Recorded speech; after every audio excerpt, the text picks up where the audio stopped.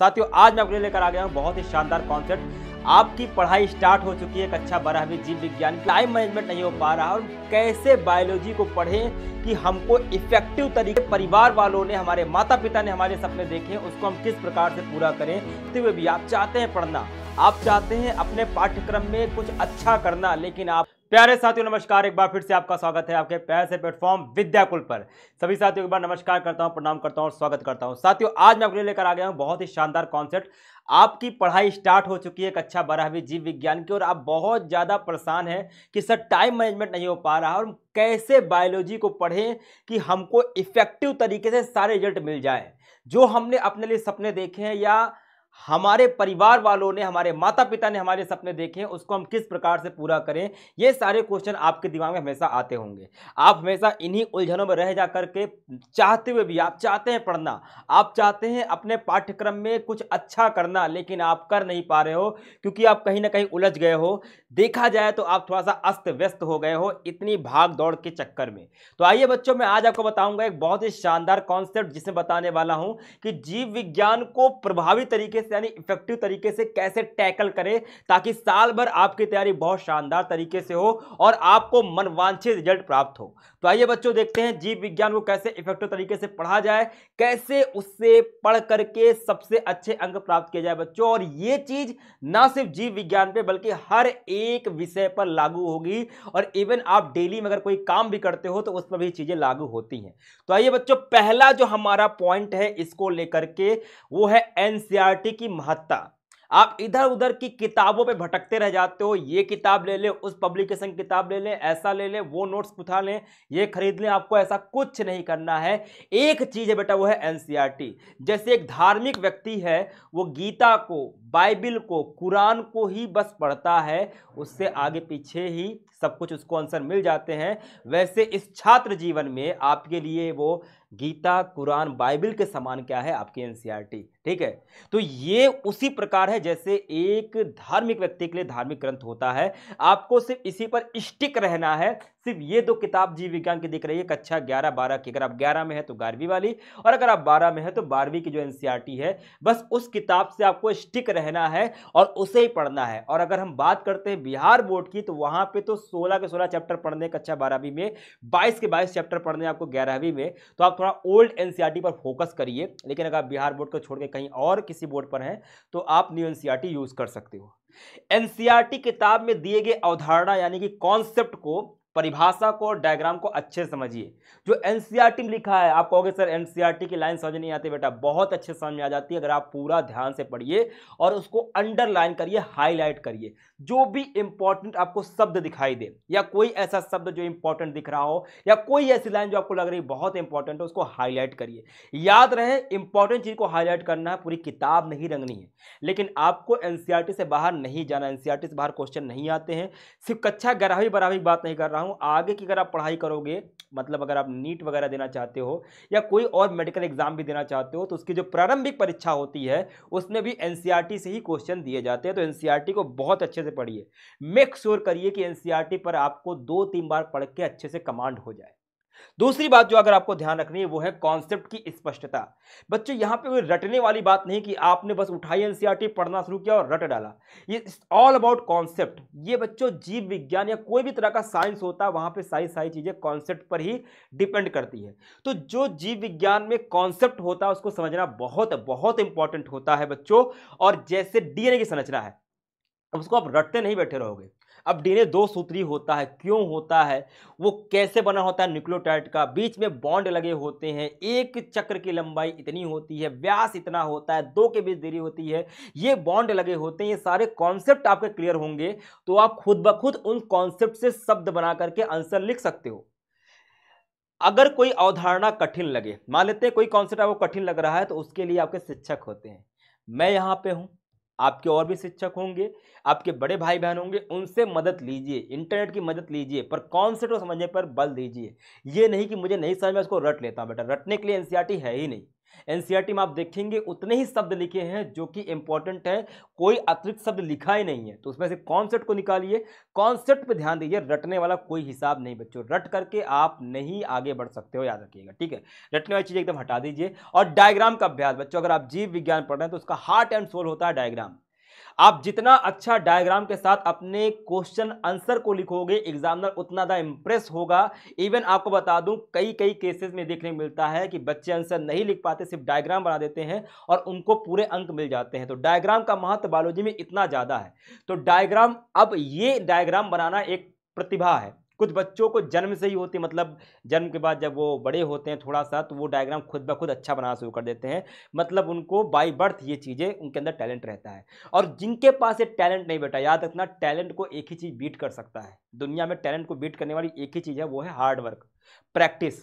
तो आप सिर्फ प्रैक्टिस करके बच्चों, आपको बहुत अच्छी पेंटिंग नहीं बनानी है, आपको सिंपल से डायग्राम, जिसको जितना सिंप्लीफाई हो करके आपको बनाना है, इतना ही बनाना है कि एग्जामिनर समझ जाए आपने क्या बनाया है। बस उसकी प्रैक्टिस आपको करनी पड़ेगी।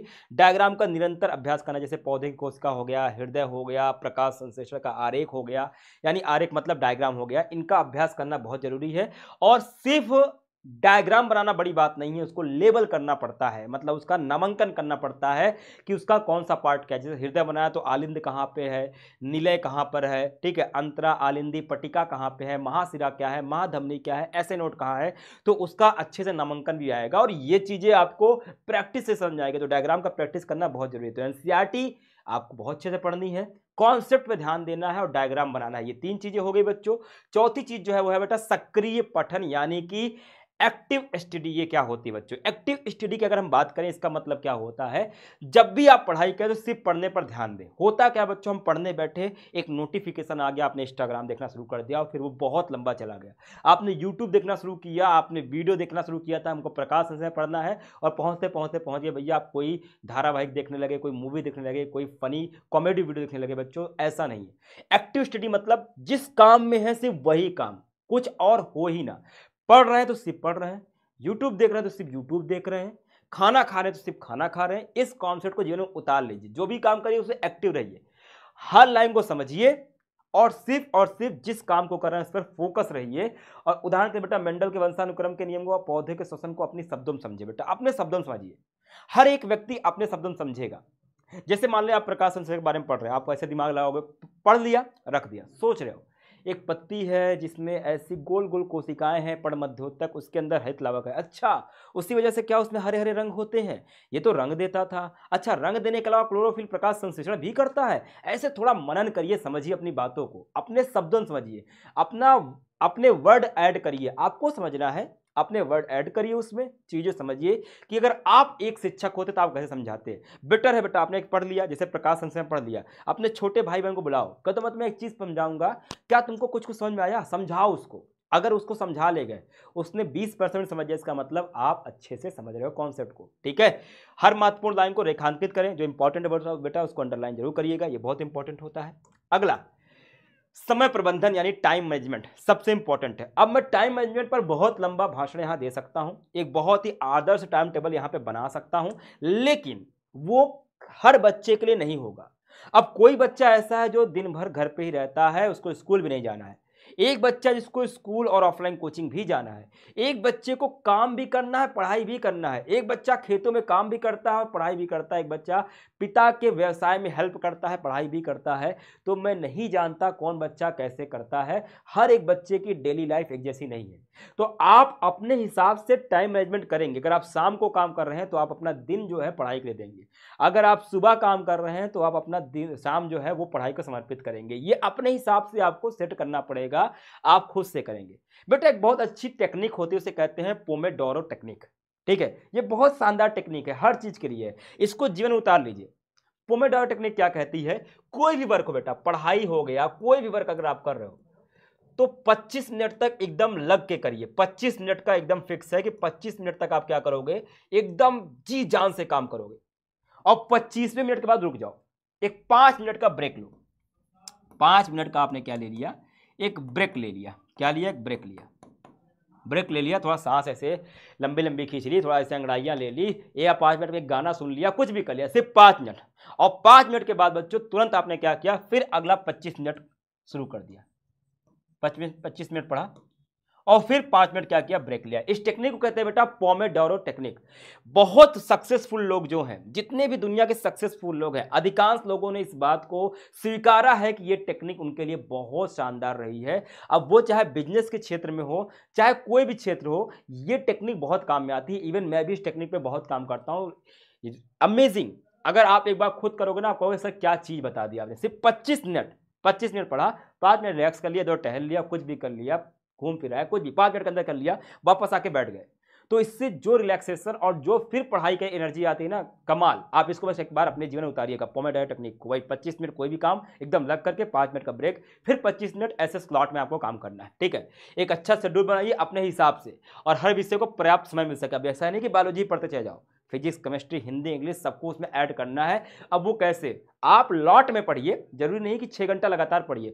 सुबह 2 घंटा पढ़ लिया, हो गया, आप काम कर लिया। दोपहर में सोने से पहले थोड़ा सा, खाना खाने से पहले 1 घंटा पढ़ लिया, हो गया। शाम को 1 घंटा पढ़ लिया, रात में सोने से पहले 2 घंटा पढ़ लिया, तो हो गए आपके ऐसे 5-6 घंटे। तो इसको स्लॉट में भी पढ़ सकते हो, जरूरी नहीं कि सुबह से लेकर शाम तक पढ़ते ही रहो। तो इसको स्लॉट्स में अपने डिवाइड कर लो, जिसकी जैसी जीवन शैली है, जिसका जैसा दिन होता है, उसी अनुसार ये क्या करें, अपने आप को बांट लेंगे। ठीक है, बात समझ जाए। ठीक है, पिछले वर्ष के प्रश्न पत्र को अभ्यास होता क्या बच्चों, हम पढ़ लेते हैं और पिछले वर्ष के प्रश्न पत्रों का हम अभ्यास नहीं करते हैं, प्रीवियस ईयर क्वेश्चन को हम सॉल्व नहीं करते हैं बच्चों। एक कॉन्सेप्ट अगर आपने पढ़ लिया तो उसके पीवाई को जरूर करिए, ताकि आपको पता चल जाए क्वेश्चन की प्रकृति कैसी हो सकता है। आपने पढ़ा हो पर क्वेश्चन घुमा दिया और आप पढ़े समझ ही नहीं पाए, तो क्वेश्चन की प्रकृति कैसी होती है इस पर ध्यान दीजिए। क्वेश्चन कैसे एग्जामिनर पूछता है उस पर ध्यान दीजिए। क्वेश्चन की तरीके कैसे होते हैं, कैसे क्वेश्चन घूमते हैं बच्चों, ये आपको बहुत शानदार तरीके से देखना है। तो अपने पीवाईक्यू को हल करते रहिए, परीक्षा के पैटर्न को एकदम समझाइए और महत्वपूर्ण टॉपिक क्या है। जैसे आपने देखा पीवाईक्यू में कि एक टॉपिक बार बार रिपीट हो रहा है, ये बहुत इंपॉर्टेंट है। एक टॉपिक जो कभी नहीं है मतलब ये लेस इंपॉर्टेंट, इससे बहुत ज़्यादा टाइम हमको नहीं देना है। अभ्यास से आपकी गति और सटीकता दोनों सुधार होगा बेटा। जब आप अभ्यास करेंगे तो आपकी जो सटीकता है, मतलब जो गलती करने की दर है, वो कम हो जाएगी और आपकी स्पीड बढ़ जाएगी, चाहे वो लिखने की है, चाहे पढ़ने की, चाहे मेमोराइज करने की, चाहे कॉन्सेप्ट को समझने की। तो भैया अभ्यास करोगे तो सब कुछ सही हो जाएगा। अभ्यास करना सबसे इंपॉर्टेंट होता है बच्चों। ठीक है, नियमित रिवीजन। अब ये एक ऐसी चीज है, हमारा ब्रेन जो होता है बच्चों, वो चीजें जो हमारे काम के लिए उसको डिलीट कर देता है, तो हमको रिवीजन करना पड़ेगा। रिवीजन कैसे होता है, जो दिन भर पढ़ा उसको सोने से पहले थोड़ा सा रिवाइज कर लिया, जो आज पढ़ा उसको 5वें दिन रिवाइज कर लिया, महीने के अंत में जो पूरे महीने में पढ़ा था उसको एक बार नजर फिरा करके देख लेना। रिवीजन करना बहुत इंपॉर्टेंट है, पढ़ना इंपॉर्टेंट नहीं है, चीजों को रिवाइज करते रहना ताकि आपके ब्रेन में वो चीजें स्टोर लंबे समय तक रह सके। तो रिवीजन से कॉन्सेप्ट को अच्छे से याद रखा जा सकता है। कोई भी कॉन्सेप्ट है, आज जो पढ़ लिया है तो लिख लो भैया कि 5वें दिन पर मैं इसका रिवीजन करूंगा, 7वें दिन पर मैं इसका रिवीजन करूंगा या करूंगी। हम महीने के अंत पर 15 दिन पर अपने हिसाब से कर लो, पर आपको रिवीजन करना बहुत जरूरी है। अपनी नोट्स को, डायग्राम को और महत्वपूर्ण विषयों को समय समय पर पुनः पढ़ते रहिए। ठीक है, हर अध्याय का संक्षिप्त पुनरावलोकन करिए बेटा, मतलब रिवीजन करिए, ताकि आपकी याददाश्त ताजा रहे। तो भैया एक चैप्टर पढ़ लिया तो ऐसे खोल लिया, खटखट खटखट, अच्छा ये होता है, इसमें होता है, अच्छा ये तो याद है मुझको, ये पढ़ा था मैंने, ये पढ़ा था, अच्छा ये होता है, किसी में अटक गया, अच्छा इसको थोड़ा फिर समझ लेता हूँ। ऐसे करके बेटा तेजी से 15 मिनट के अंदर पूरा अभ्यास चैप्टर देख लिया तो बेटा रिवाइज हो जाता है, आपकी याददाश्त ताजा हो जाती है। ठीक है, बाकी बच्चों अंतिम चीज याद रखना, सफलता का जो राज है वो है निरंतरता और समर्पण। एक है बेटा आप कंसिस्टेंसी कैसे बना कर रखते हो और आपका अपनी पढ़ाई के प्रति समर्पण कितना है। ठीक है बेटा, पढ़ाई का जो सफर है वो यहाँ लिखा भी है, वो एक स्प्रिंट नहीं बेटा। स्प्रिंट मतलब एक दौड़ नहीं है, 100 मीटर की दौड़ 9 सेकंड में आपने काम कर लिया, 10 सेकंड में। मैराथन बेटा एक होती है स्प्रिंट रेस। स्प्रिंट रेस मतलब जैसे 100 मीटर की रेस, 500 मीटर की रेस या 5000 मीटर की रेस जो होती है, वो हद से हद कितना 15 मिनट खत्म हो जाती है, 1 मिनट में खत्म हो जाती है। तो पढ़ाई आपकी स्प्रिंट नहीं है, आपकी मैराथन है बेटा। मैराथन बहुत लंबी होती है, 40 किलोमीटर लंबी, 100 किलोमीटर लंबी मैराथन होती है। इसमें धीरे धीरे भागना पड़ता है। शुरुआत में एनर्जी खत्म कर दोगे तो लास्ट में नहीं पहुंच जाओगे, अगर बहुत धीमे रहोगे तो लास्ट तक देर पहुंचोगे। तो उसमें मैनेजमेंट करना पड़ता है, कब स्पीड तेज करनी है, कब थोड़ा सा रेस्ट करना है, कब और तेज भागना है, ये सब स्ट्रेटजी पे काम करता है। तो ये मैराथन है बच्चों, स्प्रिंट नहीं है। आपको आज ही सब पढ़ने की जरूरत नहीं है आप, लेकिन आज जो आपने पढ़ा है वो मेक श्योर करिए कि आपके दिमाग में हमेशा बना रहे। ठीक, तो इसको धीरे धीरे स्टेप बाय स्टेप बेटा याद रखना। जो सबसे धीरे धीरे धीरे धीरे धीरे करके बेटा आप करते जाएंगे तो आपके ब्रेन में वो चीज़ें इकट्ठा होती जाएगी। मैंने क्लास में बोला था, हाँ बोलना बेटा, अगर आज आप 1% बेहतर अपने आप को बना लेते हैं कल से, कल जितना ज्ञान आपके पास था उससे 1% ज्ञान ज़्यादा आ गया, तो अगले साल 365 दिन पर आप जब आओगे तो आप 365% बेहतर इंसान बन के रहोगे, 365% नॉलेजेबल पर्सन बनकर तैयार हो जाओगे। प्रत्येक दिन कुछ सीखना है और सिर्फ 1% सीखना है, ताकि एक साल के अंदर आप 365% ज़्यादा इंटेलेक्चुअल हो जाओ, ज़्यादा बुद्धिमान हो जाओ, ज़्यादा नॉलेज वाले पर्सन बन जाओ। ठीक है, टिप्स क्या बेटा, अपने लक्ष्य को सेट करिए कि आप करना क्या चाहते हैं, उन्हें हासिल करने के लिए निरंतर करिए बच्चों। लक्ष्य ये करना है और उसके लिए आपको निरंतरता से अभ्यास करना है, और आपकी मेहनत ही आपको क्या करेगी, सफलता तक लेकर जाएगी। ये जितनी मेहनत आपने की बेटा, कौन क्या बनेगा, कौन कहाँ तक पहुँचेगा, कौन शिखर पर पहुँचेगा, कौन राज करेगा, ये तय करता है किसने कितनी मेहनत की है। ठीक है, एकदम शानदार मेहनत करिए। जैसे बतख को देखा है, बतख ऐसे सरफेस पे, पानी की सरफेस पर देखिए ऐसे तैरती रहती है, लगता है कुछ कर ही नहीं रही है, लेकिन नीचे पैर ऐसे चल रहा है, cut cut cut cut cut cut cut, दिखता नहीं है। तो ऐसे आप भी बनिए, लगातार मेहनत करते रहिए। किसी को बताएं जरूरत नहीं कि मैं इतना मेहनत कर रहा हूँ, ये कर रहा हूँ, वो कर रहा हूँ, कुछ नहीं। लगातार मेहनत करिए, शांत रहिए, आने वाला वक्त आपका ही होगा। तो आशा करता हूं बच्चों कि आपको ये वीडियो समझ में आई होगी और आपका बहुत से क्वेश्चन का आंसर मिल गया होगा। यकीन मानिए, अगर आज आपने इस रूल को अपने जीवन में उतार लिया, जैसे मैंने कहा, तो जिस दिन आपका रिजल्ट आएगा, आप मेरे पास आप कहोगे सर बहुत अच्छा लगा। आज मैं वो जो 7 तारीख को हमने पढ़ा था आपसे, 7 मार्च को, आज इस 7 मार्च को मैं उससे बहुत बेहतर इंसान बनकर तैयार हूं आपके सामने। ठीक है, तो आशा करता हूं बच्चों कि आपकी वीडियो समझ में आई होगी। अगर अच्छी लगी क्लास, ये टॉपिक समझ में आया, आपकी प्रॉब्लम सॉल्व हुई, तो मुझे कमेंट करके बताइएगा कि हाँ सर मुझे बहुत अच्छा लगा। और हाँ, कमेंट करके भी बताइएगा कि आपकी और कौन समस्याएं हैं जिस पे आप चाहते हैं मैं आपके लिए वीडियो लाऊं, ताकि आपको उन समस्याओं से भी समाधान मिल सके। तो मिलते बेटा ऐसी वीडियो में अगली क्लास में। तब तक सभी साथियों को नमस्कार, आपका दिन शुभ हो, जय हिंद।